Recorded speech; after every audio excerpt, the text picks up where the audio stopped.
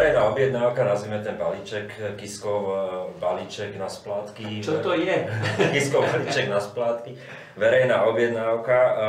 V podstate mimoriadne nákladná kampaň toho a výsledok 0,0 prd v podstate. Takže... No, mňa najviac ako fascinovalo, že Kiska si chodí robiť promo už nie na Slovensku, lebo na Slovensku nikoho nezaujíma, že išiel do Čiech a tam akože hovoril to, čo má teda nakázané hovoriť. Mafra pomohla. Mafra pomohla.